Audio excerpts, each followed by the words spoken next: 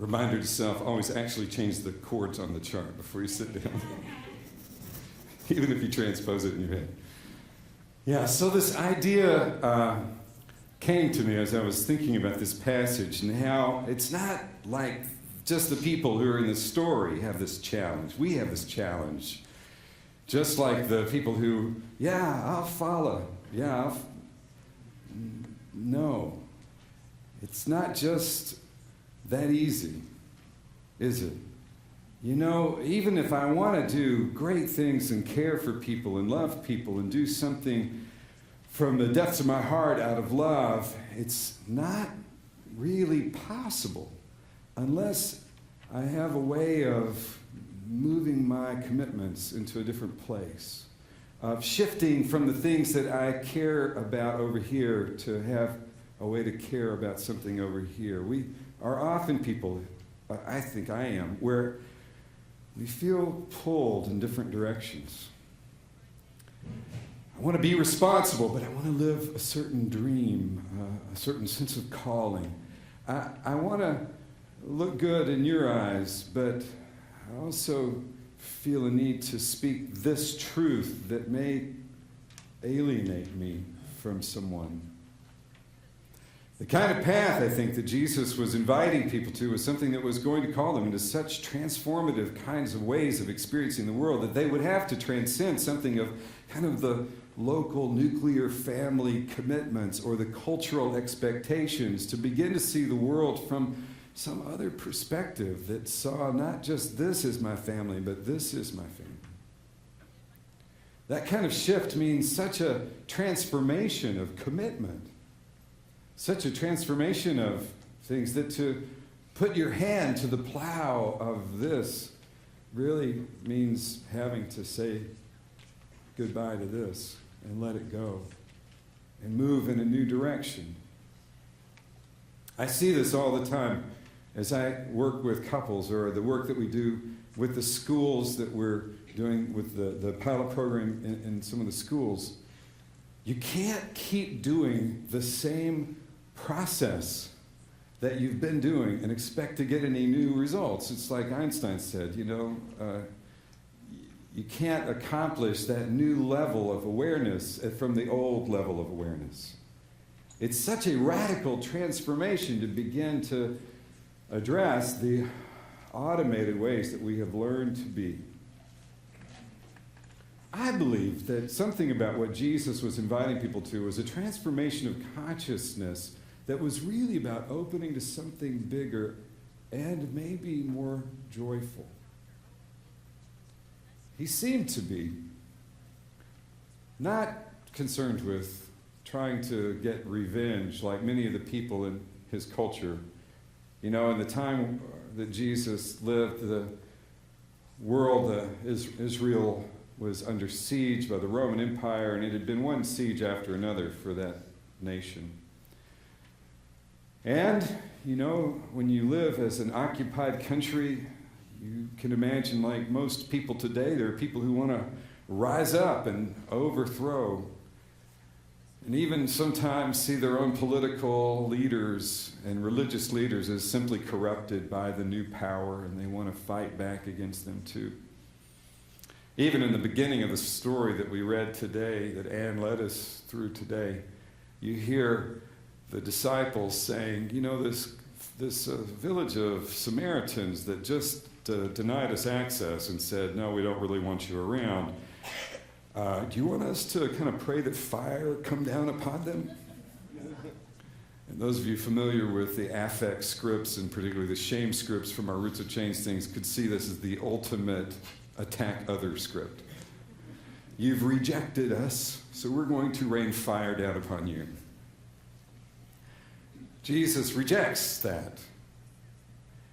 And so should we. We should reject it not only as a culture, as a country, but we should also reject it in our intimate family lives, because it kills intimacy.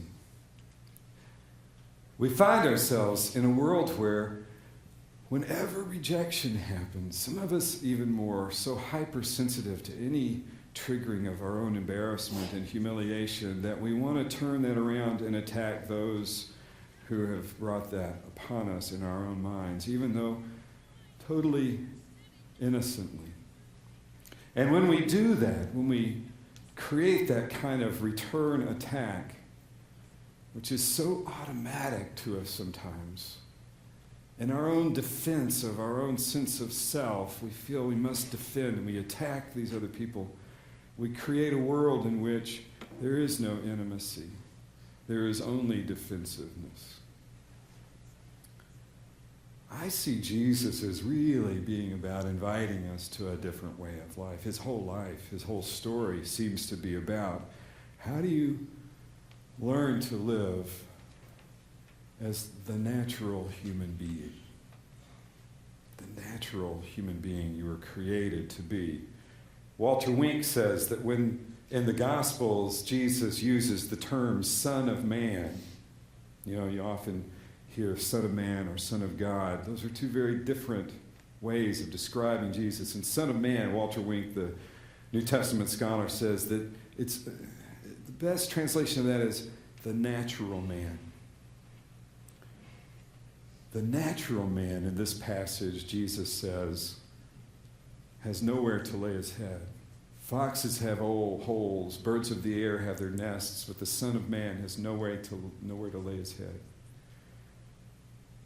I believe that Jesus exemplified a life that was about living out in the open, about not hiding and not defending, but instead living in a way that was transparent and vulnerable, about giving others the opportunity to decide for themselves what they would do with him, rather than seeking to try to control it, rather than trying to seek to manipulate it. How at odds is that image with the world we live in today, where all of us are tempted to create a certain spin on Facebook, and our political leaders have a tendency to want to spin everything to save face, because we live in such a critical culture that to be perceived as vulnerable even is to be perceived as weak. To have any tiny mistake displayed can become something that is now available to anyone in the world to discover. We live in a very exposed, very critical culture. Perhaps because we haven't learned yet how to change the way that we have been taught to deal with the feelings of embarrassment, and that no real learning happens without it.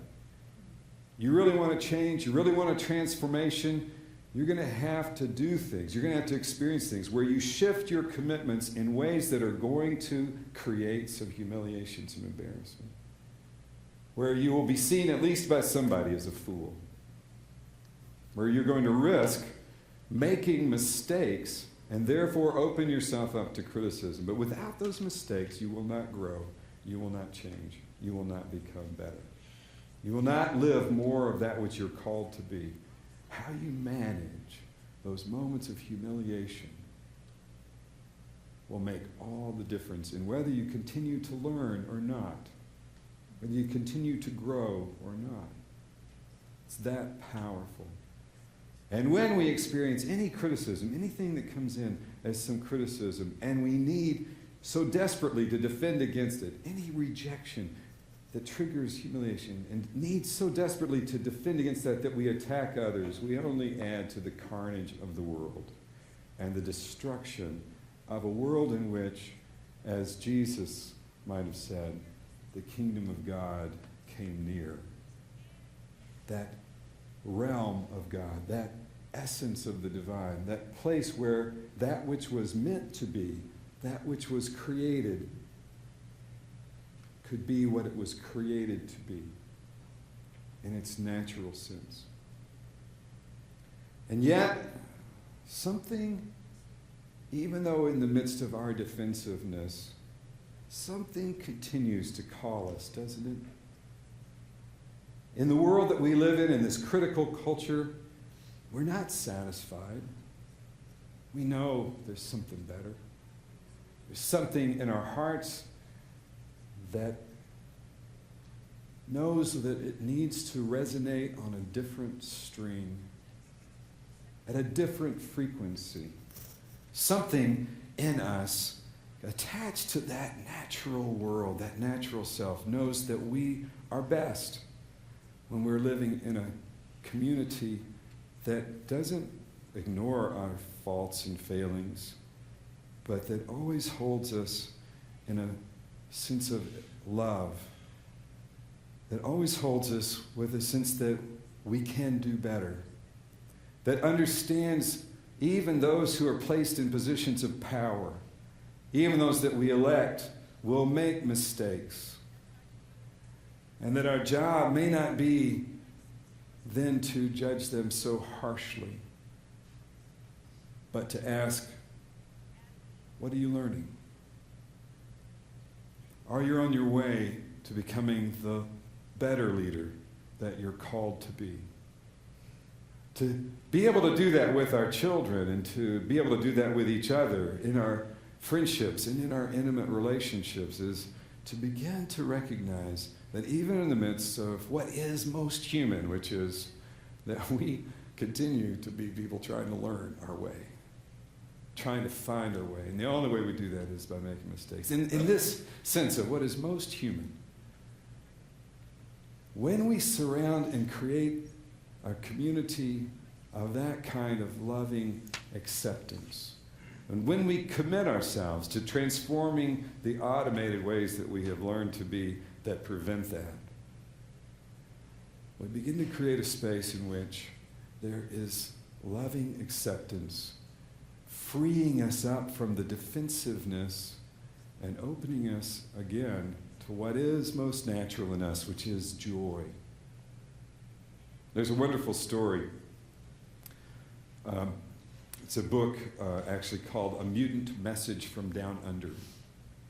And the author is a woman who's a nurse, and she ends up deciding she's not feeling like she's doing what she really wants to do in her life, and so she decides she's going to Australia. She goes to Australia.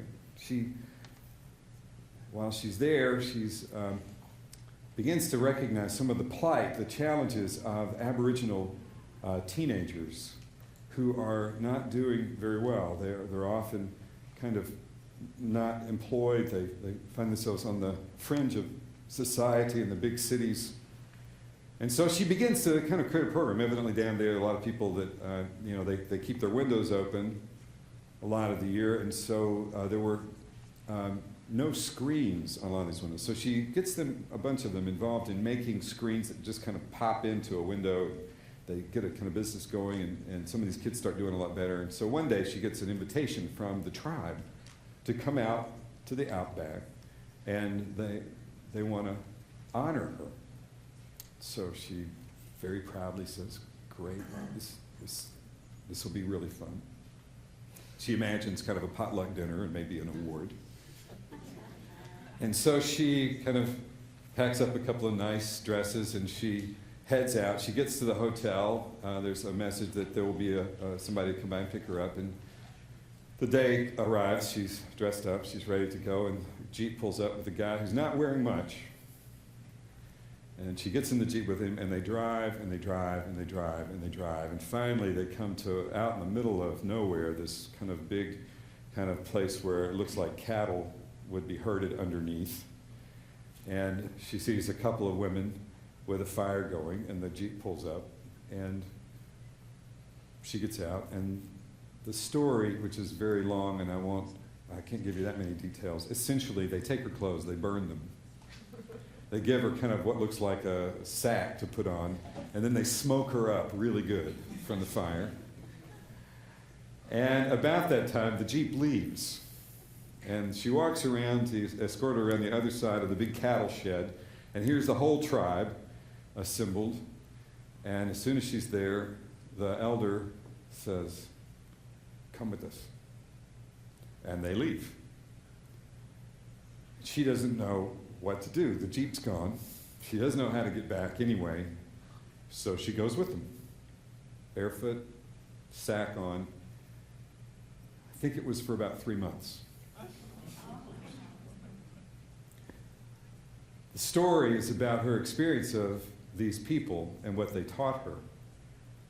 And what she found living among the Aborigine was they woke up with joy. And they woke up singing. And they would have concerts. They didn't have any instruments. They would make them. They would all get together for a concert in the evening, and whatever instruments anybody had been able to make out of whatever they found, they would have a concert. And then they would leave the instruments behind and continue on down the road. What she says in the Mutant Message from Down Under is, at one point, one of the women said to her, "We don't understand. First there were the Catholics who came in and taught us to pray the rosary. And then there were the Methodists who came in. They taught us to sing all these songs. And they kept trying to teach us how to teach our children to be grateful. We don't understand why you have to teach a child to be grateful. It's the natural state of being.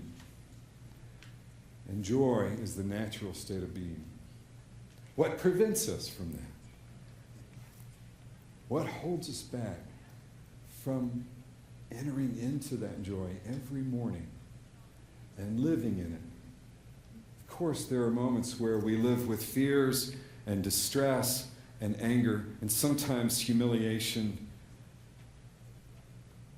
But why not allow what is most natural to us, that of wow, of joy, to be the default setting? When we live with a sense of gratitude, as Brother David Steindl-Rast said, it's not joy that leads to gratitude. It's gratitude that leads to joy. When we live with a sense of thanks for this, it's enough, this, and this, and this. Perhaps it's in that joy that we best know how to heal both ourselves and our world. When the Dalai Lama was approached and asked, what do we need to do to help with all the crises in the world? What do we need to do that could change all of the stuff? He said, I think we should have more festivals. Because there should be more time where people get together, like we will over the coming week, over the holiday weekend that's to come. We'll get together with friends. I hope your gathering is one that is so full of gratitude for the gift, both of freedom and of loving companionship, but for something even bigger about your own existence, that you might touch that joy that is contagious and healing. Amen.